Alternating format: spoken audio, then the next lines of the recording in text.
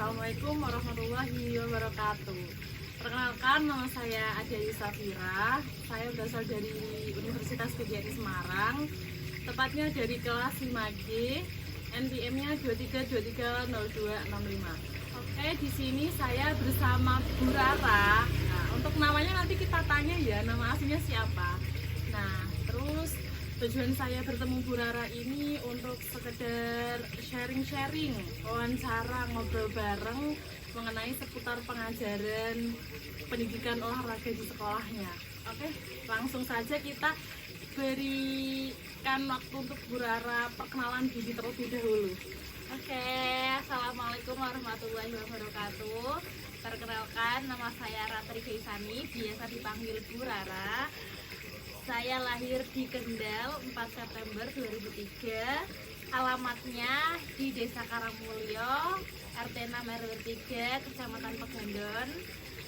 Untuk nomor teleponnya 081 803 081 328 803. Terus sekolah tempat saya mengajar, sekarang saya ngajar di SMK Perwari Kendal. Untuk pengalaman mengajar saya pernah ngajar di SD 1 Botomulyo dan sekarang saya di SMK Perwari Kendal. Terus pendidikan dan pengembangan profesional. Apa latar belakang pendidikan Anda? Saya SD di SD 2 Karangmulyo, terus SMP di SMP 3 Pegandon, SMA di SMA 1 Pegandon, untuk kuliah di Universitas Negeri Semarang. Terus apakah Anda memiliki sertifikasi atau kualifikasi khusus? Untuk sekarang saya masih guru honorer dan insya Allah akan melanjutkan ke PPG lagi ini. Pendaftaran ya, Mbak? Udah tes. Tapi kita menunggu hasil, semoga mendapatkan hasil terbaik. Amin. Doakan sama-sama ya guys ya. Amin ya Allah. Terus apakah Anda secara teratur mengikuti pelatihan? Alhamdulillah sekarang saya lumayan aktif untuk melatih silat di SD Badengan Kendal itu setiap hari Minggu sore. Berarti seminggu sekali ya Bu ya? Iya, seminggu sekali. Berapa jam untuk waktu pelatihannya Bu? Biasanya tergantung fleksibel aja, dari habis asar sampai maghrib. Oh iya. Iya, habis asarnya jam setengah 4 sampai jam setengah 6. Oke, kalau boleh tahu mengenai pendekatan pengajaran Ibu bagaimana ya? Bagaimana Ibu mendefinisikan gaya pengajaran Ibu saat di sekolah? Sekolah saya lebih suka belajar yang bebas aja. Siswa-siswa itu bebas berkreasi tapi tetap sesuai dengan materi yang saya ajarkan, dengan aturan-aturan RPP yang berlaku, tapi siswa tetap bebas berkreasi sesuai dengan kreativitas siswanya. Nah, selanjutnya ini ada lagi, apakah Anda memiliki sertifikasi? Oh, ini tadi sudah ya Bu. Ini lanjut di apa strategi yang Anda terapkan untuk memastikan bahwa setiap siswa memahami materi pelajaran. Terkadang kan di setiap anak itu memiliki pemahaman yang berbeda-beda. Nah, ini strategi apa yang Ibu bisa terapkan untuk memastikan bahwa semua siswa itu memahami materi pembelajaran Ibu? Kalau biasanya saya mengamati dulu siswanya. Saya setiap praktek kan praktek satu-satu, ada yang praktek satu-satu, ada praktek berkelompok, saya amati dulu. Setelah saya amati, saya lihat anaknya itu potensinya di mana, caburnya di mana gitu. Nah, itu biasanya saya sesuaikan. Kalau ada lomba yang saya ikutkan, dan kalau ada mapel di olahraga itu ya saya tekankan lagi, intinya skillnya diasah lagi gitu.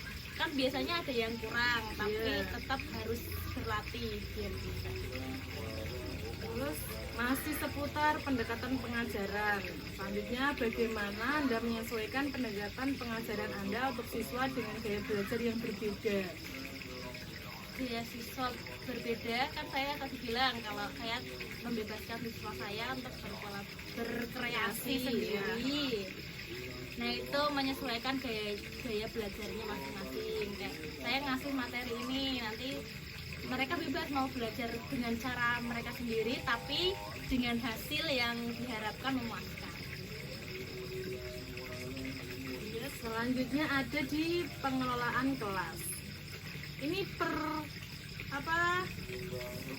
ada 3 poin-poin ya Bu ya dalam satu pembahasan.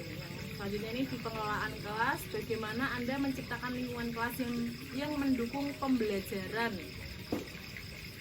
Pertama, saya selalu membuat suasana kelas itu menyenangkan. Kalau sudah menyenangkan, itu siswa akan mau mengikuti apa yang akan materinya. Jadi suasana kelas saya buat menyenangkan terlebih dahulu, siswa mau belajar terlebih dahulu, kemudian pelan-pelan saya masuk ke materi sesuai dengan materi yang ada.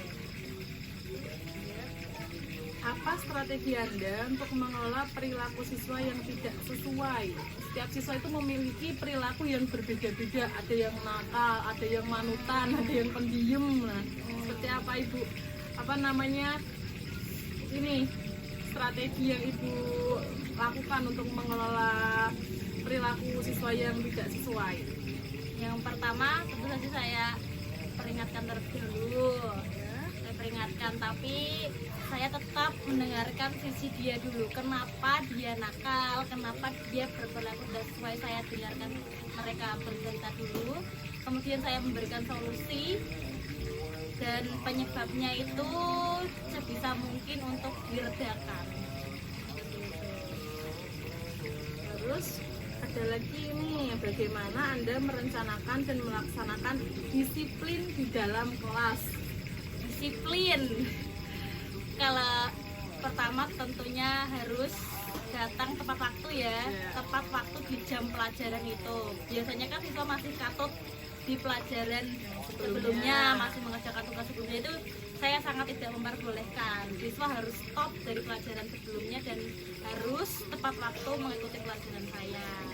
Terus harus mengikuti instruksi saya, walaupun saya bebaskan, tapi tetap dalam instruksi saya. Nah, perbedaannya pas waktu mengajar di SD sama pas di ini Bu, sekarang gimana di SMA, di SMK? Nah, itu pastinya kan ada perbedaan ya, karena pas kalau SD kan anak-anak kecil yang diajar. Nah, kalau SMK kan udah dewasa-dewasa, jadinya ada perbedaan pastinya dalam soal kedisiplinan. Itu gimana caranya mengatasi? Kalau pas SD, di SD saya tuh seringnya ke permainan-permainan yang anak-anak tuh menghabiskan energinya. Jadi ke permainan-permainan yang kan biasanya anak kan usil, terus nah itu ke permainan-permainan game-game. Jadinya anak tuh kalau ada, semisal ada yang nyeleweng, kita kayak beri permainan, ayo kesini. Kalau suruh diam, suara ular, jadi semuanya diam gitu. Intinya ke permainan-permainan. Lah kalau anak SMK ini saya agak kenceng dikit, mungkin sudah anak SMK kan sudah bisa dibilangi. Jadi saya bilangi dulu, saya kasih tahu, dan lebih ke teman dekat. Kalau anak SMK tuh pendekatannya supaya mereka manut itu ke teman dekat. Kalau salah dikasih tahu seperti orang tua mereka, kalau pas nggak salah ya kita seperti itu. Jadi memang pendekatannya sudah berbeda ya. Kita itu harus beda kalau sama anak-anak dan sama anak remaja, itu beda. Selanjutnya kita akan membahas ke masalah kolaborasi dan komunikasi. Yang pertama, bagaimana Anda berkolaborasi dengan rekan guru dan staf sekolah? Kolaborasi mungkin di kegiatan itu class meet, kegiatan class meeting itu kita kolaborasi dengan guru-guru. Kalau pas ada, misal kalau perlombaan ada lomba puisi, ada lomba lain-lain, juga ada di lomba olahraga juga, terus ada di lomba karya seni juga. Itu kita berkolaborasi bersama, yang tentunya untuk membangun kreativitas dan skill dari siswa. Jadi kan setiap anak kan bukan hanya condong ke cabur olahraga, biasanya itu juga memiliki bidangnya masing-masing. Walaupun di atlet terkadang dia juga suka nyanyi, dia suka bermain musik, dia suka menggambar gitu, walaupun dia seorang atlet ya Bu. Betul. Ini selanjutnya mengenai apa pendekatan Anda dalam berkomunikasi dengan orang tua siswa. Orang tua siswa, kalau semisal ada, kalau di sekolahan itu ada namanya suatu forum diskusi bareng keluarga, bareng orang tua itu biasanya di setiap sekolah itu ada sebulan sekali atau 1 semester sekali itu untuk membahas perkembangan anak di sekolah. Itu biasanya ke wali kelas dan guru mapel juga ikut, tapi ikut memberikan catatan anak. Misal ada anak catatan yang harus dikembangkan lagi di bidang ini, harus ditingkatkan lagi, harus diperbaiki dan lain-lain. Nanti disampaikan ke wali kelas, terus disampaikan di forum tersebut, forum orang tua. Itu forumnya bertemu secara langsung atau ada grup WA atau salurannya Bu? Ada bertemu langsung. Kalau misal untuk di setiap harinya itu ada grup WA-nya. Jadi ada yang online sama yang offline ya untuk pemberitahuannya. Selanjutnya kita akan menuju ke poin bagaimana Anda menangani konflik atau tantangan komunikasi dengan orang tua atau rekan kerja. Yang pertama, saya tentunya tidak memakai emosi dulu. Setiap ada sebab itu pasti ada akibat, itu ada sebabnya kenapa. Dan pasti kuncinya di komunikasi. Ya, betul. Semuanya itu harus dikomunikasikan. Pokoknya semua permasalahan itu harus dikomunikasikan. Kalau pernah ada kasus orang tua yang salah paham terhadap muridnya, dikiranya gurunya itu memberikan hukuman yang berlebihan kepada muridnya. Padahal muridnya itu kenapa dihukum itu pasti, kenapa kena sanksi itu pasti ada penyebabnya, karena anaknya itu misal terlambat atau melanggar sesuatu. Nah, orang tuanya itu tidak terima. Terakhirnya kami jelaskan kenapa anak tersebut kena sanksi, dan ternyata anaknya itu cerita ke orang tuanya itu beda. Tidak sesuai dengan kenyataannya di sekolah. Ceritanya yang enggak, jadi menimbulkan kesalahpahaman antara guru dan orang tua. Sehingga kuncinya yaitu dikomunikasikan, terus akhirnya semuanya tahu penyebabnya apa, terus akibatnya apa juga, dan ada solusinya jalan tengah, itu gampang. Selanjutnya ini sudah menuju ke penilaian dan pemantauan kemajuan siswa. Bagaimana Anda menilai kemajuan siswa dalam kelas Anda? Di kelas kan misal ada satu materi selesai, itu biasanya saya evaluasi kepada siswa, kurangnya di mana, dan di materi selanjutnya harus memperbaikinya seperti apa di setiap materinya, seperti itu. Selain itu Bu, ada lagi atau mungkin ada PR?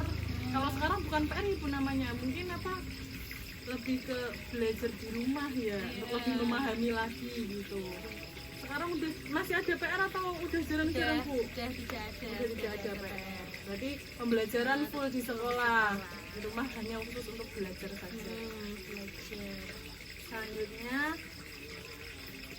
apa tindakan Anda jika siswa mengalami kesulitan belajar? Kesulitan belajar, kalau ada suatu pelajaran yang tidak diketahui, kalau bisa langsung menemui di sekolahan, saya sangat membuka dengan lebar semua pertanyaan dari siswa. Semisal kalau sudah di rumah, saya juga membagikan nomor WhatsApp saya ke anak-anak.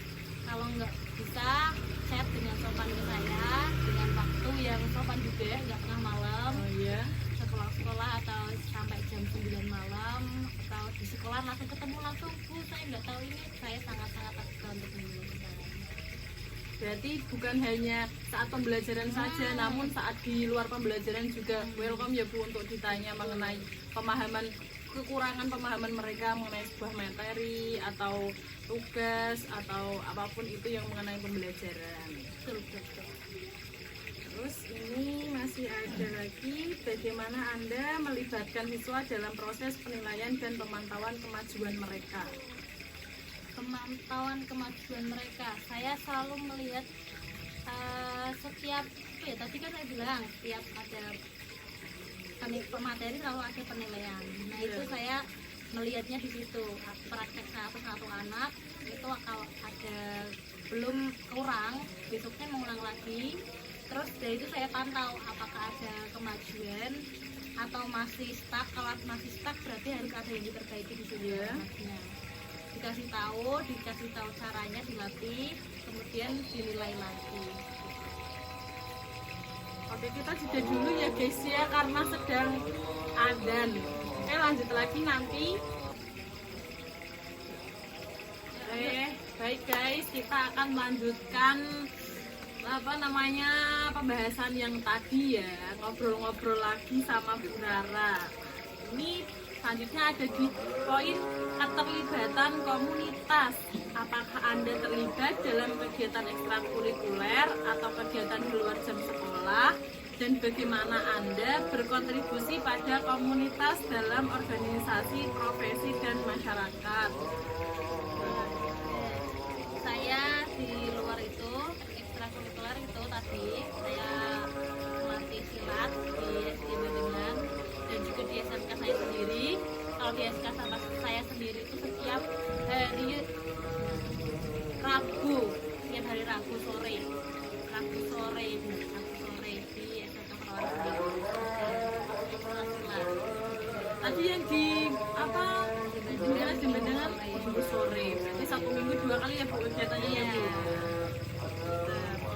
Terus kontribusinya itu saya sebagai pelatihnya, dan ada juga anak saya juga yang asisten pelajaran. Kira-kira udah berapa lama Bu ikut ngelatih ini? Udah ngelatih silat pengalaman udah berapa tahun?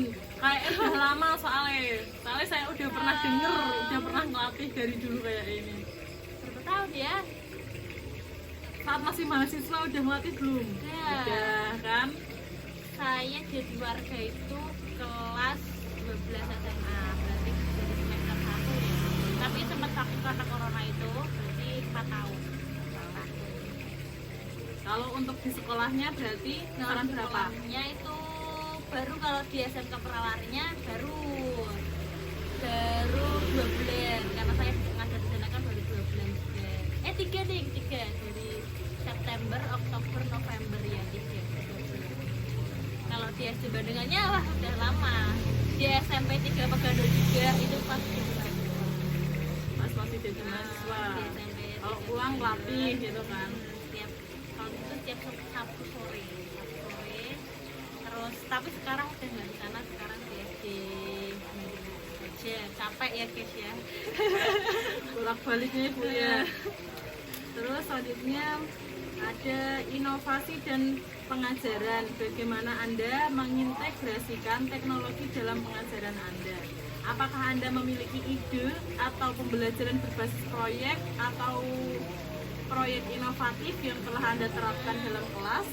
Yes, itu menggunakan channel YouTube untuk mengupload video senam. Selain itu apa lagi Bu? Kayak membuat video-video apa lagi? Teknik-teknik atau tekniknya dilakukan di sekolah? Terus atau dilakukan di sekolah, terus diupload di TikTok, di YouTube gitu. Selain YouTube apa Bu? Mungkin YouTube, TikTok ada, terus di website itu tentang artikel itu sih. Saya punya website buat ngupload artikel esai. Nah itu juga salah satu media yang saya gunakan. pernah nggak Bu selain menggunakan YouTube menggunakan ini PowerPoint? Oh iya, PowerPoint juga. Jadi banyak ya guys ya media sosial yang dapat digunakan, teknologi yang digunakan untuk pengajaran. Pakai AI juga. Nah, sekarang udah canggih. Banyak gambar, ChatGPT, terus flexibility dan lain-lain. Saya juga menggunakan itu. Kita lanjut lagi mengenai seputar kurikulum merdeka. Pemahaman tentang kurikulum merdeka, apa pemahaman Anda tentang konsep kurikulum merdeka dan bagaimana Anda menjelaskan karakteristik utama dari kurikulum merdeka kepada siswa? Oke, konsep kurikulum merdeka itu siswa yang harus kreatif. Jadi guru itu istilahnya memfasilitasi, kita memberi bahan, nanti siswa sendiri secara masing-masing semuanya memproses bahan itu secara kreatif mereka sendiri, jadi menghasilkan produk kalau merdeka itu seperti itu. Contohnya olahraga apa Bu yang udah pernah Ibu terapkan ini saat pembelajaran? Itu tadi senam ya, udah mereka berkreasi, terserah mereka mau gerakannya seperti apa, tapi dikembangkan dalam satu kelompok itu kan. Terus apalagi ya, kayak itu kalau ada kan di bela diri tapi di seninya ada gerakan bela itu ada seni ganda, terus seni campuran juga. Nah, itu kreativitas dari siswa sendiri mencari gerakannya gitu. Nah, selanjutnya ini penerapan prinsip-prinsip kurikulum merdeka dalam pengajaran. Bagaimana Anda menerapkan fleksibilitas kurikulum untuk menyesuaikan kebutuhan dan minat siswa di kelas, dan bagaimana Anda memfasilitasi pembelajaran yang berpusat pada peserta didik? Kurikulum merdeka ini sangat-sangat fleksibel ya. Kita sebagai guru itu sebenarnya dienakkan di kurikulum merdeka ini karena lebih fleksibel dari siswanya.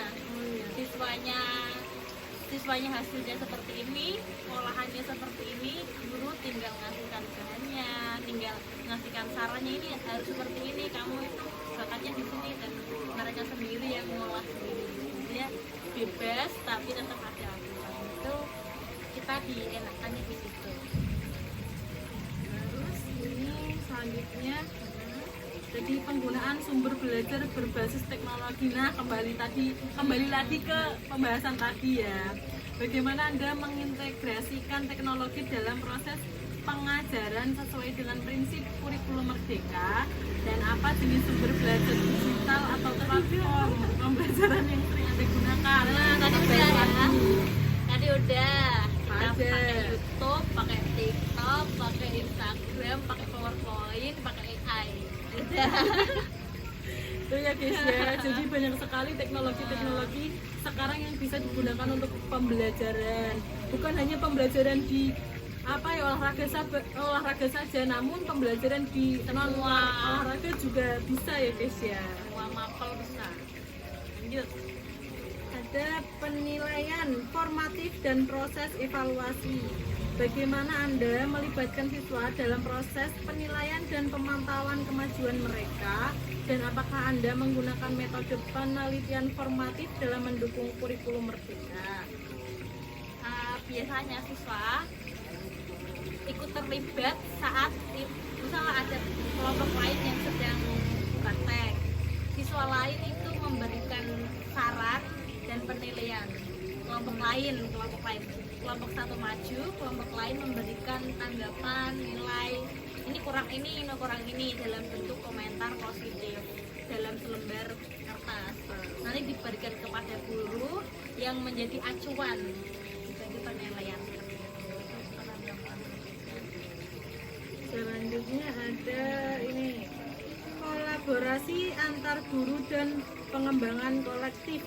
Bagaimana Anda berkolaborasi dengan rekan guru dalam merancang dan melaksanakan kurikulum merdeka, dan apa pengalaman Anda dalam pengembangan profesional kolektif untuk mendukung kurikulum merdeka? Untuk itu juga kita bekerjasama dengan guru di saat class meet juga, terus di saat event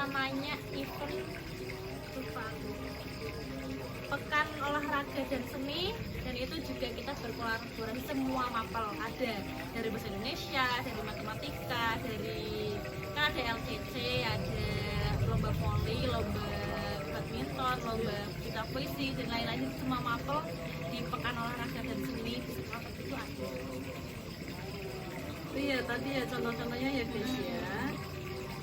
Terus ini ada tantangan dan solusi dalam implementasi kurikulum merdeka. Apa tantangan utama yang Anda hadapi dalam menerapkan kurikulum merdeka? Dan bagaimana Anda mengatasi atau merespon tantangan tersebut? Karena di setiap kurikulum itu memiliki tantangan yang berbeda-beda ya Bu ya. Kalau dulu kita masih waktu SD pakainya kurikulum 2004. Iya, KTSP terus 2006 terus 2013 sampai sekarang di kurikulum merdeka. Pastinya kan ada perbedaan untuk tantangan dan solusi penanganan. Kalau di kurikulum merdeka ini menurut saya itu apa ya, kan ya emang guru dienakan itu, tapi kurangannya itu kayak siswa itu jadi terlalu bebas gitu loh. Siswa itu dia kalau yang emang udah kreatif dia suka, tapi kadang ada siswa yang emang kurang apa ya, kurang bisa membuka dirinya, jadi kayak tertutup. Nah itu siswanya tuh yang harus diarahkan, ada siswa yang seperti itu. Nah itu pesertanya gitu, jadi pasti tanya gitu, Bu saya harus apa gitu, bingung dia.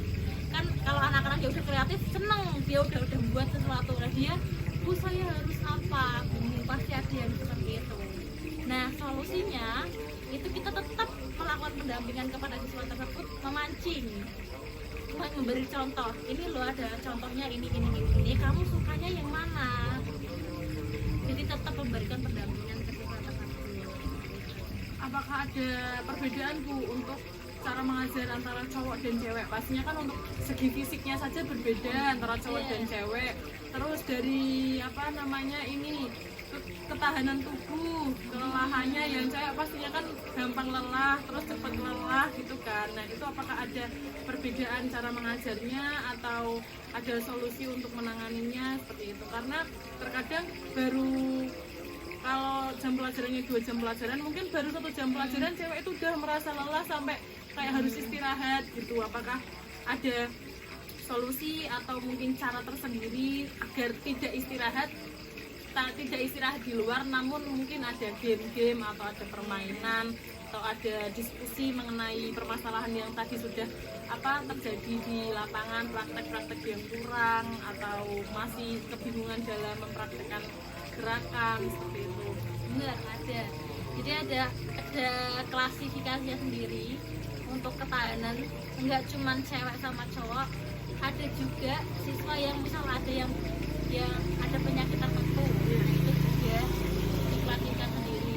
Ini anak yang cewek, ini anak cowok, ini anak yang punya penyakit tersendiri. Jadi tingkat memberikannya itu enggak sama. Jadi sesuai sendiri-sendiri. Kamu kalau cowok misal kalau lari, kalau cowok lari 10 meter masih ringan, tapi kalau cewek mungkin sepertiganya 7 meter. Terus kalau misal ada yang sakit ya mungkin bisa jalan kaki dulu. Terus ini sisa 2 poin ini guys, hampir selesai ya. Hampir selesai. Ini yang kedua terakhir, ada partisipasi siswa dan pengembangan karakter. Bagaimana Anda mendorong partisipasi aktif siswa dalam proses pembelajaran sesuai dengan semangat kurikulum merdeka? Dan bagaimana Anda mendukung pengembangan karakter siswa melalui P5 selama pembelajaran? Oke, sekalian kalau orang tua itu tadi lewat kita selalu memberitahukan perkembangan siswa lewat orang tua, lewat WhatsApp dan secara langsung juga. Terus banyak orang tua yang setuju karena kegiatan tadi P5 nya juga di kurikulum merdeka itu sangat menyenangkan, sangat membangun kreativitas siswa. Jadi banyak orang tua yang suka, oh anakku iso gawe iki, oh anakku iso ngene, jadi orang tua tuh sangat antusias dalam hal tersebut, mendukung penuh gitu.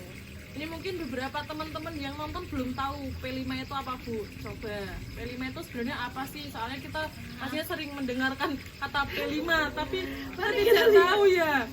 Kalau P5 pengertiannya sendiri, Boleh browsing ya browsing guys, dulu. karena kadang kita juga lupa. Singkatannya ya, Project Penguatan Profil Pelajar Pancasila. Nah, di dalamnya itu kita membuat suatu produk kreativitas, kayak biasanya ada membuat anyaman, membuat batik, membuat pokok terus dari sampah, membuat apapun itu. Dan itu biasanya siswa-siswa itu berkreasi dan berkolaborasi menciptakan suatu produk itu. Biasanya itu apa ya, Bu? Ada suatu kegiatan yang nantinya bakal dilakukan di sekolahan untuk ini pemameran, ada pameran. Betul. Terus ada yang namanya apa ya? Jualan-jualan itu kan, Bu, bukan hanya produk, bukan produk yang kering-kering saja, namun ada yang basah, masakan, minuman juga. Jadi tidak tertuju ke bahan-bahan yang kering seperti itu.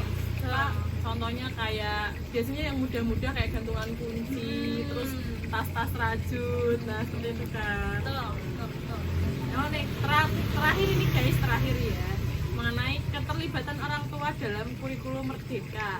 Bagaimana Anda melibatkan orang tua dalam mendukung implementasi kurikulum Merdeka, dan apakah Anda memiliki strategi khusus untuk berkomunikasi dengan orang tua tentang perkembangan anak mereka? Nanti sudah ya guys ya, Iya. kita lewat secara langsung dan juga di grup WhatsApp untuk perkembangan mereka. Iya. Udah sih. Terus orang tua juga sangat mendukung sangat di kegiatan implementasi kurikulum Merdeka, karena anaknya skillnya bertambah, karena anaknya semakin kreatif. Jadi ini sebenarnya pertanyaan yang awal dan yang akhir itu saling berkesinambungan ya guys ya, kita cuma mengulang ya. Oke, terima kasih Bu Rara atas waktunya, terima kasih sudah diberikan kesempatan untuk ini sama-sama belajar ya guys ya di sini ya. Nah, ini saya kenalkan juga, Bu Rara ini adalah teman saya dari kecil dan kebetulan tetangga saya, tapi kita beda usia ya guys, beda usia. Dia jauh lebih di atas saya dan kita juga berpisah ya, kita dulunya satu sekolahan terus dari SD sampai SMA, cuma kita berpisah di universitas saja saat ini ya. Oke, see you teman-teman, assalamualaikum warahmatullahi wabarakatuh.